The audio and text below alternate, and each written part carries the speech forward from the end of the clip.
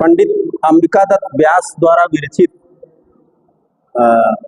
शिवराज विजयम, जिसका प्रथम विराम आपके पाठ्यक्रम में है। यह संस्कृत साहित्य का प्रथम उपन्यास माना जाता है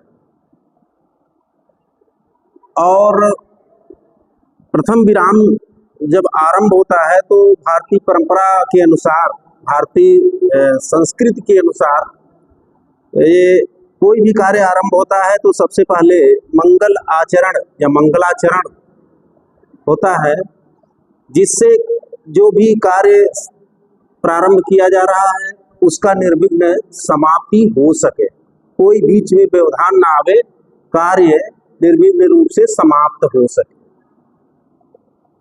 ऐसे में जो है भागवत का कुछ अंश, कुछ मंत्रांश जो है इन्होंने मंगलाचरण के रूप में रखा है। और मंगलाचरण एक तरह से तीन प्रकार का होता है: आशीर्वादात्मक, नमस्कारात्मक, वस्तु निर्देशात्मक।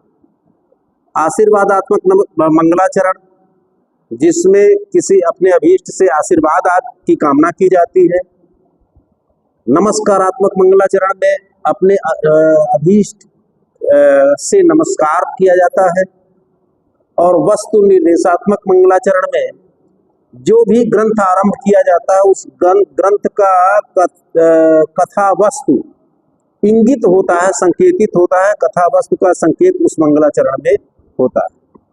तो उस परंपरा का निर्वाह करते हुए जो है पंडित अंबिका दत्त व्यास ने सबसे पहले प्रथम विराम में भागवत की लाइनें प्रारंभ की है। ये कह रहे हैं कि भागवत 10वें अध्याय के एक स्कंद का जो 25वां है, 10:1:25, इन्होंने कहा है विष्णुर माया भगवती यया सम्मोहित जगत। इन्होंने कहा कि विष्णुर माया भगवती यया सम्मोहित जगत। मंगलाचरण में इन्होंने भागवत के ये लाइनें कही। इसका अर्थ क्या हो गया? देखिए कि विष्णु की षष्ठी, विष्णु है भगवान विष्णु की। माया का अर्थ है माया, यानी माया शक्ति। भगवती का अर्थ हो गया ऐश्वर्य, भक्त का अर्थ होता है ऐश्वर्य। तो भगवती का अर्थ हो गया ऐश्वर्य युक्त है, ऐश्वर्यशाली। यानी उस भगवान विष्णु की माया ऐश्वर्यशाली है। कार्य कि यया सम्मोहित जगत, यया जिसने, यानी जिस भगवान विष्णु की माया ने जगत का अर्थ है इस संसार को, सम्मोहित का अर्थ है मोह में डाल रखा है। तो कह रहे हैं कि विष्णु माया भगवती, भगवान विष्णु की माया ऐश्वर्यशाली है। यया सम्मोहित जगत, जिस भगवान विष्णु की माया ने, यया का अर्थ है जिसने, या जिस भगवान विष्णु की माया ने, जगत का अर्थ है इस संपूर्ण संसार को, सम्मोहित का अर्थ है मोह में डाल रखा है। ये भागवत की लाइन है 10:1:25। और दो लाइनों का प्रयोग इन्होंने किया है। दूसरी लाइन इन्होंने क्या कहा? देखिए, एक तो भगवान विष्णु को स्मरण कर लिया उसी माया के उदाहरण के संदर्भ में। और दूसरी लाइन भागवत की इन्होंने क्या कहा कि हिंस्रः स्वपापेन विहिंसितः खला साधु समत्तेन भयाद् विमुच्यते। कहा कि हिंस्रः स्वपापेन विहिंसितः, खला मध्य में है खला, खला है हिंस्रा। खला हिंस्रा का अर्थ हो गया, खल का अर्थ होता है दुष्ट। खला हिंस्रा है दुष्ट हिंसक, स्वपापेन विहिंसितः। स्वपापेन विहिंसितः का अर्थ हो गया अपने पाप से, विहिंसिता का अर्थ है मारा गया। जो दुष्ट हिंसक था वह अपने पाप कर्मों से, अपने पापों के द्वारा, विहिंसिता का अर्थ है मारा गया, कोई दूसरा नहीं मारा, उसका पाप कर्म ही, जो दुष्ट था, हिंसक था, उसका पाप कर्म ही उसको क्या किया? मार दिया। तो कह रहे कि खलह दुष्ट हिंस्रा का अर्थ है हिंसक, स्वपापेन विहिंसिता का अर्थ हो गया अपने पाप से, विहिंसिता का अर्थ है मारा गया। फिर कह रहे साधु समत्वेन भयाद विमोच्यते, और साधु जो सज्जन लोग थे, जो सज्जन थे वे समत्वेन का अर्थ है समत्व भाव के कारण, समत्व भाव के कारण, यानी कि वो जो सज्जन लोग थे वो सबके प्रति समान व्यवहार के कारण, सबको समान सम्मान देने के कारण, सब के प्रति समान दृष्टि रखने के कारण, इस अपने समत्व भाव के कारण साधु का अर्थ हो गया सज्जन लोग। भयाद विमुच्यते, भयाद का अर्थ है उस भय से, मृत्यु के भय से, विमुच्यते का अर्थ है मुक्त हो गए। यानी कि समत्व भाव एक तरह से ये भी है कि आत्म परमात्मा को समान रूप से देखना। आत्मा और परमात्मा को, जो सज्जन थे, जो सिद्ध पुरुष थे, साधु सिद्ध पुरुषावा, जो सज्जन पुरुष थे, वो उन्होंने, उनको ये ज्ञान हो गया कि जो आत्मा है वही परमात्मा है, यानी परमात्मा का अंश आत्मांश है, जो यह है, जो वह है वही यह है, जो यह है वही वह है, यानी कि अभेदारोप, एकदम अभेद हो गया, अभेद दर्शन हो गया। जो है अहम ब्रह्मास्मि, मैं ही ब्रह्म हूँ, यानी जब आत्मा ये कहने लगे कि मैं ही ब्रह्म हूँ, वही, उसमें भेद ना दिखाई दे, समत्व भाव आ गया। तो ऐसे सिद्ध पुरुष या सज्जन लोग, भयात का अर्थ उस भय से, यानी जरा मृत्यु के भय से, इस संसार में वृद्धावस्था और मृत्यु और फिर पुनर्जन्म, यानी भवचक्र के इस दुख के भय से, जरा मृत्यु के भय से विमुचिते का अर्थ है मुक्त हो गए, यानी कि ब्रह्मेव ब्रह्म भवति, ब्राह्मी स्थिति आ गई, वो परमात्मा स्वरूप। तो यहाँ पर देखिए, इन्होंने एक तरह से पहली लाइन जो भागवत की ली है 10:1-25, और दूसरी लाइन जो इन्होंने ली है, दूसरी लाइन कौन सी ली है, 10:7-31, 10:7-31, दोनों में दो तरह के मंगलाचरण की प्रतीति होने लगी। विष्णु माया भागवत, उस अपने भगवान विष्णु की इन्होंने स्तुति कर ली, उनकी स्तुति कर ली ऐश्वर्य साधु। तो भगवान विष्णु की स्तुति एक तरह से जो नमस्कारात्मक हो गया, और यह कह सकते हैं कि ऐश्वर्यशाली उनके विष्णु की माया ऐश्वर्यशाली, या सम्मोहित जगत, जिसने इस जगत को अपने मोह में डाल रखा है, यानी एक तरह से दूसरी दृष्टि से देखा जाए तो एक तरह से विष्णु से इस जगत का आशीर्वाद लिया, तो दोनों चीजें हो गई। और इसके बाद दूसरी जो लाइन है वो है हिंसा स्वपापेन विहिंसिता खला साधु समत्वेन भयाद विमुच्यते। इसमें कथा वस्तु का निर्देश है, क्योंकि शिवराज विजय, महाराष्ट्र केसरी शिवाजी और औरंगजेब जो है 17वीं ईस्वी के उत्तरार्ध में और 18वीं ईस्वी के प्रारंभ तक जिसका शासन था भारत पर, जिसने जो है लोगों पर अत्याचार किया, मंदिर तोड़े, तुलसी के वन छिन्न भिन्न किए, जिसने जो है जितने भी प्रतीक थे, हिंदू प्रतीक थे, यहाँ की जनता के प्रतीक, उसको विनष्ट किया, ऐसे उसकी कथा है। तो और वह जो है हिंसक था, हत्या करने, मार काट करने वाला, तो इसीलिए जो है कारक हिंसरा, वह दुष्ट हिंसक, खला हिंसरा, वह दुष्ट हिंसक, स्वपापेन, अपने पाप कर्म से हिंसता स्वयं मारा गया। और साधु जो सज्जन लोग थे, समत्वेन, समता भाव के कारण, सबको समान दृष्टि देखने के कारण, किसी में कोई भेदभाव ना करने के कारण, भयाद विमुच्यते, यानी उस भय से मुक्त रह गए, या उस भय से छूट गए, भय से बच गए। तो यहाँ पर जो है उस कथा वस्तु का निर्देश भी हो गया, तो वस्तु निर्देशात्मक मंगलाचरण हो गया कि जो दुष्ट जो है यमन या मुगल औरंगजेब, वह अपने पाप कर्मों से ही नष्ट हो गया और जो सज्जन लोग थे वो भय से मुक्त हो गए, शिवाजी जैसे लोग जो है उससे मुक्त हुए। तो एक तरह से कथा वस्तु का ये निर्देश भी इस मंगलाचरण में भागवत के इस अंश से हो गया। अब देखिए जब ये मंगलाचरण समाप्त हुआ, कथा जो है या उपन्यास की कहानी आरंभ हो रही है प्रातः काल से। ये जो है उपन्यास की कहानी प्रातः काल से आरंभ हो रही है। प्रातः काल का दृश्य है, देखिए।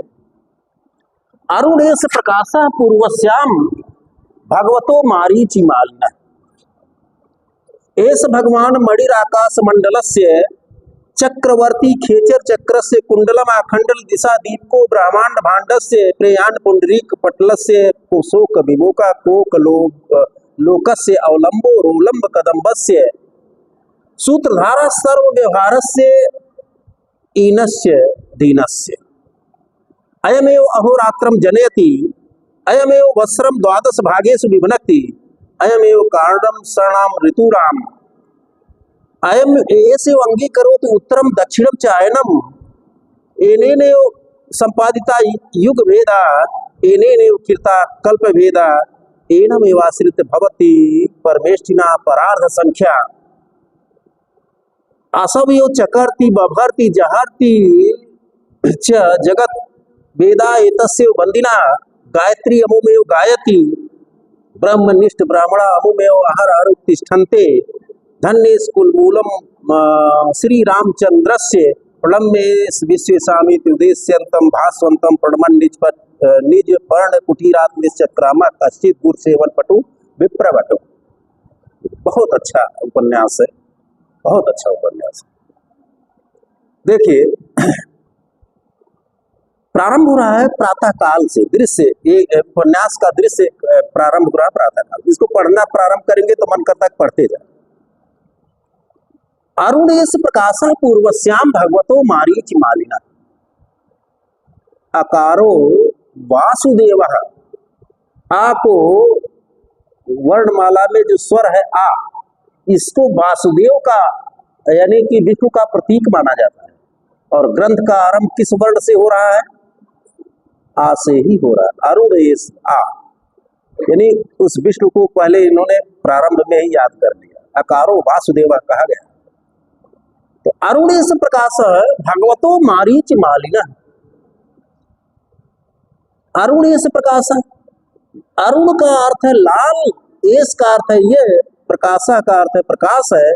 पूर्वस्याम, पूर्वस्याम पूर्व दिशायाम, पूर्व दिशायाम भगवतो मारीचि मालिना, मारीच माली कहते हैं मारीच किरणों के माली समूह वाले भगवान सूर्य। तो पूर्वस्याम पूर्व दिशायाम भगवतो मारीचि मालिना, भगवान सूर्य का एस यह अरुण प्रकाश, अरुण का अर्थ है लाल, प्रकाशा का अर्थ है प्रकाश। ये पूर्व दिशा में भगवान सूर्य का लाल प्रकाश है। और भगवान सूर्य का लाल प्रकाश पूर्व दिशा में कब होता है? प्रातः काल ही होता है, प्रातः काल ही तो। प्रातः काल सूर्य कहाँ रहता है? पूर्व दिशा में ही। और सायंकाल कहाँ रहता है? पश्चिम दिशा में रहता है। तो यानी कि प्रातः काल से इस उपन्यास की कथा प्रारंभ हो रही, यानी सूर्य निकला हुआ है और अभी बहुत सूर्य चढ़ा नहीं, बल्कि सूर्य निकला हुआ है, उसका प्रकाश लाल है। यहाँ से जो दृश्य आरंभ हो रहा है। अरुणेश प्रकाशा पूर्वस्याम भगवतो मारीचि मालिना, भगवतः मारीचि मालिना, भगवान सूर्य का पूर्वस्याम पूर्व दिशायाम, पूर्व दिशा में एस अरुण प्रकाशा या लाल प्रकाश। एस भगवान मणिराकाश मंडलस्य, कह रहे हैं कि भगवान एस भगवान मारीचि मालिना, यह भगवान सूर्य आकाश मंडल से, आकाश समूह के मणि, मणि का अर्थ है रत्न, यह भगवान सूर्य आकाश मंडल के रत्न है। बहुत से आकाश में नक्षत्र हैं, लेकिन सबसे ज्यादा जो है तेजमान, सबसे ज्यादा चमकदार कौन है? सूर्य है। तो इसीलिए कह रहे हैं कि एस भगवान, यह भगवान सूर्य आकाश मंडल से मणि, आकाश मंडल के मणि। फिर कह रहे हैं कि चक्रवर्ती खेचर चक्रस्य, खेचर खेचर खे आकाशे चरा विचरती, आकाश में जो विचरण करते हैं पक्षी भी होता है, और खेचर खे आकाशे चरति विचरति नक्षत्र समूह, नक्षत्र भी है ना, बुध शुक्र पृथ्वी मंगल शनि अरुण वरुण यम आदि आदि। तो खेचर का अर्थ यहाँ नक्षत्र से है क्योंकि सूर्य के साथ जुड़ रहा है, सूर्य के साथ जुड़ रहा है। तो कह रहे हैं कि ऐसा भगवान मणिर आकाश मंडल से चक्रवर्ती खेचर चक्रस, यह भगवान सूर्य आकाश मंडल के रत्न खेचर चक्र से चक्र चक्र इति समूह, खेचर चक्र से का अर्थ हो गया नक्षत्र समूह के, मणि का अर्थ है मणि है, मणि का अर्थ है खेचर चक्र से मणि, नक्षत्र समूह के चक्रवर्ती मणि, चक्रवर्ती का अर्थ चक्रवर्ती सम्राट है, रत्न तुल्य। तो ऐसे भगवान, यह भगवान सूर्य मणि आकाश मंडल से, आकाश मंडल के मणि है, खेचर चक्र से चक्रवर्ती, चक्रवर्ती खेचर चक्र से, और नक्षत्र समूह के, चक्र से का अर्थ हो गया समूह के, चक्रवर्ती का अर्थ है चक्रवर्ती। आगे फिर कह रहे हैं कि कुंडलम आखंडल दिशा, आखंडल दिशा, आखंडल दिशा का अर्थ है पूर्व दिशा के, ये भगवान सूर्य, इस भगवान सब में जुड़ा हुआ है, इस भगवान, यह भगवान यानी यह भगवान सूर्य आखंडल दिशा, आखंडल दिशा इंद्र दिशा, इंद्र दिशा, इंद्र की दिशा मानी जाती है पूर्व दिशा, अखंडल दिशा, इंद्र दिशा, पूर्व दिशा। तो इंद्र की दिशा पूर्व दिशा मानी जाती है क्योंकि जब देखिए आप दुर्गा सप्तशती पढ़ते हैं तो उसमें सबसे पहले कहते प्राच्याम रक्षत मामेंद्री, पूर्व दिशा में माम मेरी इंद्री इंद्राणी रक्षत रक्षा करे, यानी कि इंद्राणी जहाँ वही इंद्र है, पूर्व दिशा किसकी हो गई, इंद्र की हो गई। तो आखंडल दिशा का अर्थ हो गया पूर्व दिशा यानी इंद्र की दिशा।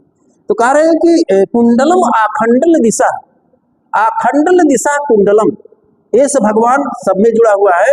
यह भगवान सूर्य पूर्व दिशा के यानी इंद्र दिशा के, पूर्व दिशा के, कुंडलम का अर्थ है, कुंडल कहते हैं कर्णाभूषण, कानों के आभूषण है, जैसे कानों का गोल आभूषण होता है उसी तरह से पूर्व दिशा के इस भगवान या भगवान सूर्य, कुंडलम का अर्थ है कानों के आभूषण है, यानी जब सुबह प्रातः काल निकलते हैं लाल तो जैसे लगता है कि कानों का आभूषण।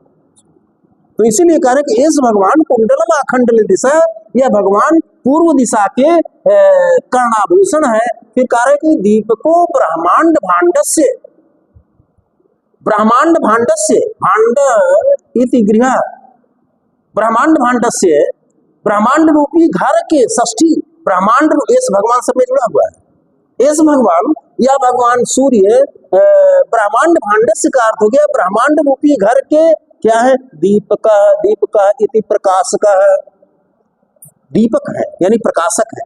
जैसे घर में दीपक होता है वो अंधेरे को दूर करता है, प्रकाश उत्पन्न करता है, उसी तरह से कह रहे कि ये ब्रह्मांड अगर घर है, ब्रह्मांड भांड से, ब्रह्मांड रूपी घर के दीपका, प्रकाश का प्रकाशक है। ये पूरा ब्रह्मांड अगर घर मान लिया जाए तो इसको प्रकाश करने वाला दीपक स्वरूप कौन है, भगवान सूर्य। इसीलिए कह रहे हैं कि ऐसे भगवान, ये भगवान दीपको ब्रह्मांड भांड से, ब्रह्मांड रूपी सूर्य के या ब्रह्मांड रूपी घर के दीपका का अर्थ है प्रकाशक है। और फिर कह रहे हैं कि ऐसे भगवान सब में जुड़ा हुआ है। कह रहे हैं कि प्रेयान पुंडरीक पटलस्य, पटल है समूह, पुंडरीक है, पुंडरीक, पुंडरीक कहते हैं जो है कमल। तो प्रेयान पुंडरीक पटलस्य, पुंडरीक पटलस्य का अर्थ हो गया कमल, पटल का अर्थ है समूह के षष्ठी है, तो पुंडरीक पटलस्य का अर्थ हो गया कमल समूह के इस भगवान जुड़ा हुआ है। तो इस भगवान पुंडरीक पटलस्य है, यह भगवान कमल समूह के, प्रेयान का अर्थ है अत्यंत प्रिय है। प्रिय क्यों है? क्योंकि जब यह भगवान सूर्य उगते हैं यानी उदित होते हैं तभी कमल क्या होता है, खिलता है। तो कमल के प्रिय हुए कि नहीं हुए, और जैसे डूबते हैं कमल क्या होता है, बंद हो जाता है। तो कह रहे हैं कि एस भगवान, यह भगवान सूर्य प्रेयान पुंडरीक पटल से कमल समूह के अत्यंत प्रिय है। और फिर कह रहे हैं कि शोक विमोक कोकलोकस्य, कोकलोकस्य शोक विमोक, कोकलोक इति चक्रवाक समूह, चकवा पक्षी चक्रवाका, कोकलोकस्य, लोकस्य समूह। कह रहे हैं कि कोकलोकस्य, कोकलोकस्य का अर्थ हो गया चक्रवाक समूह के। चकवा पक्षी जानते होंगे, चकवा चकवी का नाम सुना होगा कथा कहानी में, वाल्मीकि रामायण से इसका संबंध जुड़ता है। भगवान राम जब सीता की खोज में इधर उधर भटक रहे थे जंगल में, तो ऐसा पौराणिक जो संदर्भ आता है, ऐसा तथ्य आता है कि भगवान राम ने क्योंकि इतना व्याकुल थे, इतना दुखी थे कि सीता को खो करके, वो फिर पशु पक्षियों और सबसे प्रश्न करते थे सीता के विषय में। आता नहीं कि हे खगमृग हे। शोक विमोका कोकलोकस्य, कोकलोकस्य का अर्थ हो गया चक्रवाक समूह के। शोक का अर्थ है दुख को, विमोका का अर्थ है दूर करने वाले। एस भगवान या भगवान सूर्य, यह भगवान चक्रवाक समूह के शोक को, दुख को दूर करने वाले हैं। चकवा पक्षी समूह के दुख को दूर करने वाले कैसे हैं? एक पौराणिक कथ्य आता है, वो ये है कि जब भगवान राम सीता की खोज में लगे हुए थे, तो उन्होंने प्रसंगतः चकवा पक्षी को, चक्रवाक को देखा और उसने जो है उससे प्रश्न कर दिया। और चक्रवाक पक्षी अपने जो है जोड़े में इतना लीन था कि उसने जो है कोई उत्तर नहीं दिया। ऐसा आता है प्रसंग कि भगवान राम इतने व्यथित हुए कि उन्होंने अभिशप्त कर दिया कि ठीक है, तुम जो है अभी दिन में तुम तो अपने जोड़े के साथ रहोगे, लेकिन रात में तुम अलग हो जाओगे, रात में तुम साथ नहीं रह पाओगे। उसी अभिशाप के कारण, अभिशप्त होने के कारण चक्रवाक पक्षी दिन में तो साथ रहते हैं, रात्रि में अपने जोड़े से बिछुड़ जाते हैं और रात भर चिल्लाते रहते हैं अपने उस प्रिय के वियोग में। रात भर आवाज करते रहते हैं, चिल्लाते रहते हैं। वही बात यहाँ पर उल्लिखित है। कार्य शोक विमोका कोकलोकस्य, कोकलोकस्य का अर्थ है चक्रवाक समूह के, यानी चकवा समूह के। शोक का अर्थ है दुख को, विमोका का अर्थ है दूर करने वाले हैं। इस भगवान करते हैं भगवान सूर्य, यानी कि जब भगवान सूर्य उदित होते हैं, तब जो चक्रवाक समूह का दुख है, कष्ट है, वह दूर हो जाता है। यानी दोनों जोड़े जो है या जोड़े आपस में मिल जाते हैं। तो इसीलिए कहा गया कि शोक विमोका कोकलोकस्य एस भगवान, यह भगवान चक्रवाक समूह के दुख को दूर करने वाले। फिर कारक अवलंबो रोलंब कदम्बस्य, रोलंबा इति भ्रमरा भृंगा वा, रोलंब कहते हैं भंवरे का और कदम कहते हैं समूह को। तो रोलंब कदम्बस्य का अर्थ हो गया कि भ्रमर समूह के, भ्रमर समूह के, भंवरों के। अवलंब का अर्थ है आश्रय, भंवरों के आश्रय है। आश्रय क्यों है? सहारा देने वाले क्यों है? क्योंकि भ्रमर जो है जिस पुष्प पे बैठता है, रस चूसता रहता है, और जब ये सूर्य अस्त हो जाता है तो पुष्प बंद हो जाता है और फिर भ्रमर उसी में बंद हो जाता है, कैद हो जाता है। तो उसको एक सहारा रहता है कि सुबह होगी फिर फूल खिलेगा, हम मुक्त हो जाएंगे। तो इसीलिए कहा गया कि अवलंबो रोलंब कदम्बस्य एस भगवान, यह भगवान सूर्य रोलंब कदम्बस्य का अर्थ हो गया भ्रमर समूह के। अवलंबा का अर्थ है आश्रय है या सहारा। और आगे कह रहे हैं कि सूत्रधार सर्व व्यवहारस्य, सर्व व्यवहारस्य सूत्रधारा एस भगवान। और यही भगवान सूर्य सर्व व्यवहार से का अर्थ है इस जगत व्यवहार के, सभी के व्यवहार के। सूत्रधारा का अर्थ है सूत्रधार। जैसे सूत्रधार नाटक में कौन पात्र कैसा व्यवहार करेगा, कैसा अभिनय करेगा, सूत्रधार सबके व्यवहार को नियंत्रित करता है। वही बताता है कि आप इनको जाना है, ये बोलना है, ये कहना है। उसी तरह से कह रहे हैं कि एस भगवान या भगवान सूर्य सर्व व्यवहार से सूत्रधार, इस जगत के व्यवहार के सूत्रधार है। जब ये भाविए कि जब ये भगवान सूर्य उदित होते हैं तब जो है सबका कार्यक्रम, सबका कार्य आरंभ हो जाता है। कैसे दिनचर्या करनी है, फिर कैसे स्नान करना है, भोजन करना है, सभी का व्यवहार नियंत्रित होता है कि नहीं। तो इसीलिए, और किससे, सूर्य से नियंत्रित होता है। संध्या होती है तो कब भोजन करना, फिर सो जाना, तो यही तो व्यवहार, सभी के व्यवहार को नियंत्रित करते हैं। तो कह रहे हैं कि सूत्रधारा सर्व व्यवहार से एस भगवान, यह भगवान सूर्य सभी के इस जगत के व्यवहार के सूत्रधार हैं। फिर कह रहे हैं कि ईनस्य दीनस्य, च का अर्थ है और दीनस्य, दिन के, ईना का अर्थ होता है स्वामीना, ईनस्य दीनस्य, और यह दिन के, ये भगवान, यह भगवान दीनश्च ईना, दिन के ईना स्वामीना, दिन के स्वामी, और यह भगवान सूर्य दिन के स्वामी। फिर आगे कह रहे अयम एव अहोरात्रम जनयत, अयम एव का अर्थ हो गया यह भगवान सूर्य ही अहोरात्रम जनयत का अर्थ है आहनि दिन, रात्रम रात्रि निशा, यह भगवान सूर्य ही दिन और रात्रि को उत्पन्न करते हैं। अयम एव वस्त्रम द्वादश भागेषु विभनक्त, यह भगवान सूर्य ही, वस्त्रम का अर्थ है वर्ष को, द्वादश भागेषु विभनक्ति, 12 भाग में विभाजित करते हैं या बांटते हैं। यह भगवान सूर्य ही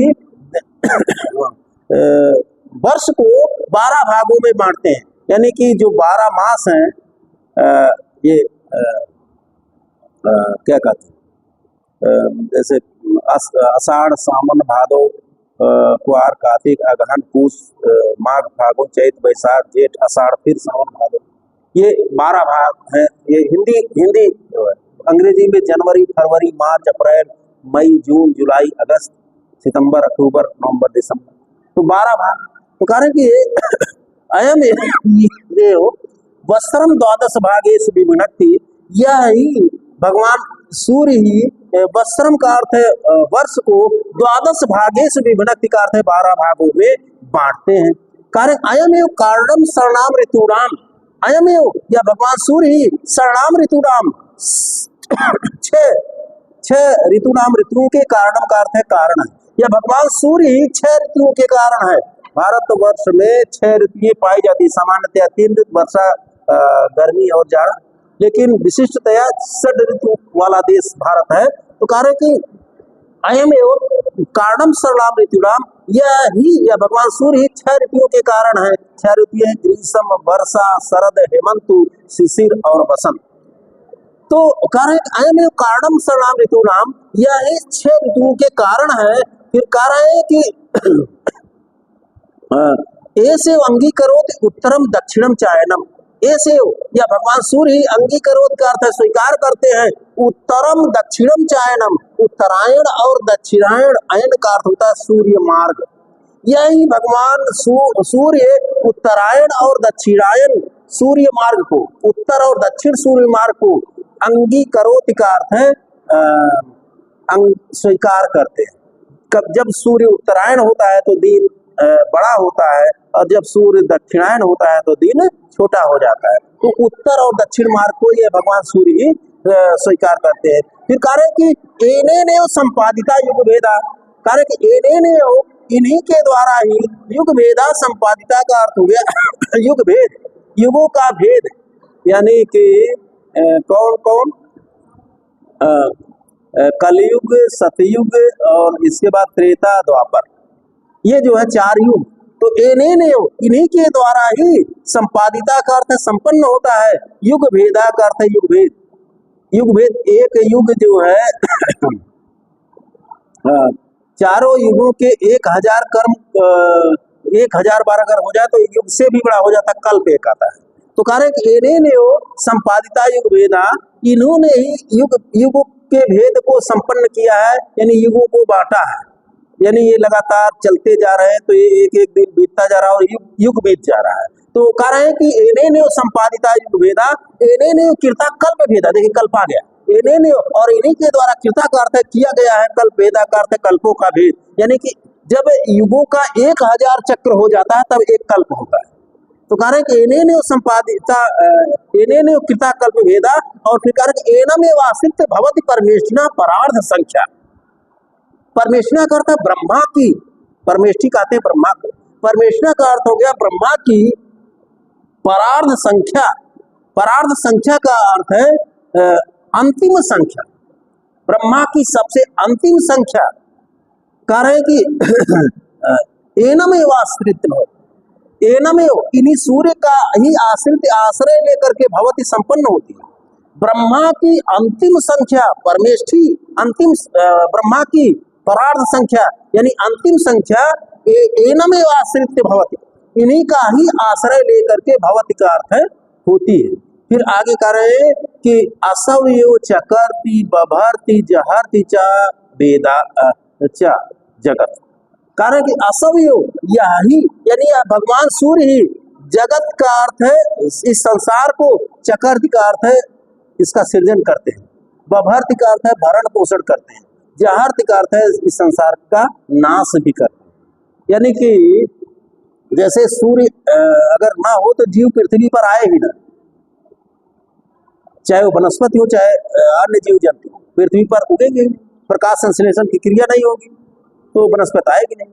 तो कह रहे हैं कि आसव यो चकर्ति बभर्ति जहर्ति च जगत, यही चकर्ति का अर्थ है सृजन करते हैं, बभर्ति का अर्थ है भरण पोषण करते हैं, यानी लोगों का भरण पोषण करते हैं, जहर्ति च और उसका विनाश भी करते हैं। सूर्य लगातार चल रहा है और जो वनस्पतियां उगे और नष्ट भी हो गई, मनुष्य जीव जंतु उगे और नष्ट हो गए, तो जहर्ति च जगत संसार का नाश भी करते हैं। कार्य कि वेदा एतस्य वंदिना, और वेद ग्रंथ एतस्य वंदिना इसी की ही वंदना करते हैं, वेद ग्रंथ इसी की ही, इसी सूर्य की ही वंदना करते हैं। क्योंकि देखिए सवित सूक्त है कि नहीं है वेद में, उस सूर्य की उपासना की गई सभी सूक्त में। तो कह रहे हैं कि वेदा एतस्य वंदिना, वेद ग्रंथ इसी की ही वंदना करते हैं। गायत्री अमुमेव गायत, गायत्री अमुमेव, गायत्री जो है गायत्री मंत्र अमुमेव गायत इसी का ही गान करती है। ओम भूर्भुवः स्वः तत्सवितुः, सवितु सविता सूर्य का गान करती है कि नहीं, ओम भूर्भुवः स्वः तत्सवितुर्वरेण्यं भर्गो देवस्य धीमहि धियो यो नः प्रचोदयात्, तो सवितुर्वरेण्यम उसको गाती है कि नहीं गाती। तो कह रहे हैं कि गायत्री अमुमेव गायति, और फिर कह रहे कि ब्रह्मनिष्ठ ब्राह्मणा अमुमेव आहर आहर उत्तिष्ठन्ते, आहनि आहनि दिने दिने उत्तिष्ठन्ते, उपासना करता है। ब्रह्मनिष्ठ ब्राह्मणा ब्रह्म में लगा हुआ, ब्रह्म की सेवा में रत, ब्राह्मणा का अर्थ है ब्राह्मण, अमुमेव का अर्थ है इसी सूर्य की ही आहनि आहनि आहर आहर उत्तिष्ठन्ते, उपासना करते हैं। तो ब्रह्मनिष्ठ ब्राह्मण इसी सूर्य की ही प्रत्येक दिन उपासना करते हैं। फिर कह रहे हैं कि धन्य कुलमूलम श्री रामचंद्रस, श्री रामचंद्र से, श्री रामचंद्र के एस यह भगवान सूर्य कुलमूलम वंश के मूल, भगवान सूर्य के वंश के मूल, कुलमूल वंश के मूल, धन्य या धन्य है। भगवान राम सूर्यवंशी थे कि नहीं, तो कह रहे कि धन्य से कुलमूलम श्री रामचंद्र से, ये श्री रामचंद्र के कुलमूल, ये सूर्य धन्य का अर्थ है कि धन्य है। प्रणम्य विश्वेशामी, यह विश्वेशाम का अर्थ है सभी के द्वारा, संपूर्ण विश्व के द्वारा, प्रणम्य का अर्थ है प्रणाम करने योग्य है। इति इस प्रकार के उद्देश्यंतम का अर्थ है उगते हुए, ऐसे इस प्रकार के जो कहा गया, इस प्रकार इस प्रकार के उद्देश्यंतम का अर्थ है उगते हुए, भास्वंतम का अर्थ है चमकते हुए सूर्य को, प्रणमन का अर्थ है प्रणाम करता हुआ, निज पर्ण कुटीरात का अर्थ है अपने पत्ते की फूस की कुटीरात, पर्ण का अर्थ होता पत्ता घास फूस, निज पर्ण अपने पर्ण फूस की कुटीरात का अर्थ है छोटी कुटिया से, निश्चक्रामा का अर्थ है निकलता हुआ, कश्चित गुरु सेवन पट्टु विप्र पटु, कोई गुरु की सेवा में जो है चतुर, विप्र बटु, निश्चक्रामा का अर्थ है विप्र का ब्राह्मण, विप्र बालक, ब्राह्मण का बालक छोटी कुटिया से, निज पर्ण कुटीरात अपनी पर्ण की फूस की छोटी कुटिया से, निश्चक्रामा का अर्थ है निकला। तो इसको एक बार फिर देखते हैं अरुणेश प्रकाशा पूर्वश्याम भगवतो मारीच मालिना, यह पूर्व दिशा में भगवान सूर्य का लाल प्रकाश है। इस भगवान मणिर आकाश मंडल से, यह भगवान आकाश मंडल के रत्न है। चक्रवर्ती खेचर चक्र से नक्षत्र समूह के चक्रवर्ती सम्राट हैं। कुंडलम आखंडल दिशा, पूर्व दिशा अथवा इंद्र दिशा के कर्णाभूषण है। दीपको ब्रह्मांड भांड से, ब्रह्मांड रूपी गृह के प्रकाशक हैं या दीपक हैं। प्रेयान पुंडरीक पटल से, कमल समूह के अत्यंत प्रिय हैं। शोक विलोका को कलोप से, चक्रवाक समूह के या चकवा पक्षी समूह के शोक को दूर करने वाले हैं। फिर कार्य कि अवलंबो रोलंब कदम्ब से, भ्रमर समूह के, रोलंब का अर्थ होता भ्रमर, भ्रमर समूह के अवलंबा का अर्थ आश्रय है। सूत्रधारा सर्व व्यवहार से, इस जगत के व्यवहार के सूत्रधार है। इनस्य दिनस्य, और दिन के स्वामी है। और फिर कह रहे कि अयमेव अहोरात्रम जनयति, यह भगवान सूर्य ही अहोरात्रम जनयत का अर्थ है दिन और रात्रि को उत्पन्न करते हैं। अयमेव वस्त्रम द्वादश भागेश विभक्ति, यह ही वस्त्रम का अर्थ है वर्ष को द्वादश भागेश विभक्ति का अर्थ है 12 भागों में बांटते हैं। फिर कह रहे हैं अयमेव कारणम शरणाम ऋतुराम, यही 6 ऋतुओं के कारण है। एनेने कृता नहीं ऐसे अंगी करोति उत्तरम दक्षिणम चायनम, यही उत्तर और दक्षिण सूर्य के मार्ग को स्वीकार करते हैं। एनेने संपादिता युग वेदा, इन्हीं के द्वारा ही युगों का भेद संपन्न होता है। एनेने कृता कल्प भेदा, इन्हीं के द्वारा ही कल्प का भेद किया गया है। एनम एव आश्रित भवत परमेष्ठिना परार्ध संख्या, इन्हीं का आश्रय लेकर ही भगवान विष्णु की अंतिम संख्या, परार्ध नामक अंतिम संख्या भवति का अर्थ संपन्न होती है। फिर कार्य असंयोग चकर्ति बभर्ति जहर्ति च जगत, यही इस संसार के कर्ता, भरण पोषण करने वाले और विनाश करने वाले हैं। वेदायतस्य वंदना, वेद ग्रंथ इसी की ही वंदना करते हैं। गायत्री अमुमेव गायति, गायत्री इसी का ही गान करती है। ब्रह्मनिष्ठ ब्राह्मण अमुमेव आहार आहार उत्तिष्ठन्ते, ब्रह्मनिष्ठ ब्राह्मण इसी का ही प्रतिदिन उपासना करते हैं। धन्य कुल मूलम श्री रामचंद्र से, यह श्री रामचंद्र के कुल मूल सूर्य, धन्य का अर्थ है धन्य है।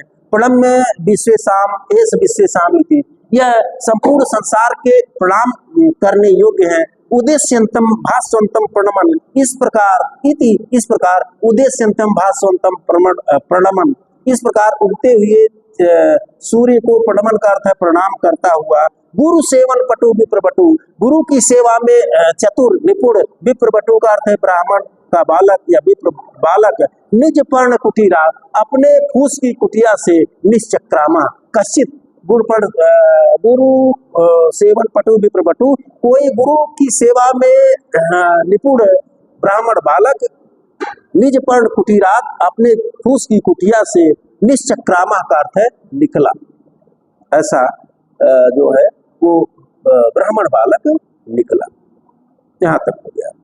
फिर आगे देखिए, थोड़ा सा और देखिए तो बताते हैं। अहो चिरात्राय सुप्तो अहम, स्वप्न जाल पर तंत्रेण महान पूर्ण मया समय अतिवाहिता, संधि उपासन समयो अयम अस्मत् दुर्चरणानाम सपदि अवचिनोम कुष्मानि इति चिंतयन कदली दलम एकम आकुंच तीर्ण सकलई संधाय पुटकम विधाय पुष्पावचयम कर्तुम आरेभे। देखो अब कह रहे हैं कि अहो आगे जब वो ऐसा उस सूर्य जैसा जैसा बताया गया, उस सूर्य को प्रणाम करता हुआ वह ब्राह्मण का बालक अपने फूस की कुटिया से जब बाहर निकला और इसके बाद अब वो जब देखा कि सूर्य निकल आया है, सूर्य उदित हो गया है, तो उसको आश्चर्य हो रहा। अहो अव्यय है, अहो इति आश्चर्य खेदे, आश्चर्य अथवा दुख व्यक्त करने के संदर्भ में अहो अव्यय का प्रयोग होता है। तो कह रहा अहो चिररात्राय सुप्तो अहम, चिररात्राय का अर्थ है देर तक, सुप्ता अहम, अहम सुप्ता है, मैं सोता रहा। अहो चिररात्राय सुप्तो अहम, अरे मैं देर तक सोता रहा। स्वप्न जाल परतंत्रेण महान पूर्णमय समय अतिवाहिता, आगे कह रहा है कि स्वप्न जाल परतंत्रेण, निद्रा रूपी जाल के परतंत्रणेव का अर्थ है अधीन होने के कारण मैंने महान पूर्णिमय समय, अत्यंत पवित्र समय का अर्थ है समय को, अतिवाहिता का अर्थ है व्यतीत कर दिया। निद्रा रूपी जाल के पराधीन होकर यानी बहुत घोर निद्रा में फंस करके मैंने जो महान पुण्यमय समय है ब्रह्म मुहूर्त, उसको अतिवाहिता का अर्थ व्यतीत कर दिया, यानी सूरज निकल आया, उसको कष्ट हो रहा है, खेद हो रहा है। फिर कह रहा है कि संध्योपासन समयो एवं अस्मत् गुरुचरणा नाम, कह रहा है कि अस्मत् गुरुचरणा नाम का अर्थ हो गया हमारे आदरणीय गुरुचरणा नाम, आदर के संदर्भ में है, गुरु के साथ चरण आदर सूचक है, तो अस्मत् गुरुचरणा नाम का अर्थ हो गया हमारे पूजनीय गुरु जी का संध्योपासन समय अयम, यह संध्या बंदन का समय है। तत् इसलिए सपदि अवचिनोमि कुसुमानि, मैं सपदि का अर्थ है शीघ्र ही, कुसुमानि का अर्थ है फूल को, अवचिनोमि का अर्थ है चुनता हूँ, मैं शीघ्र ही फूल को चुनता हूँ।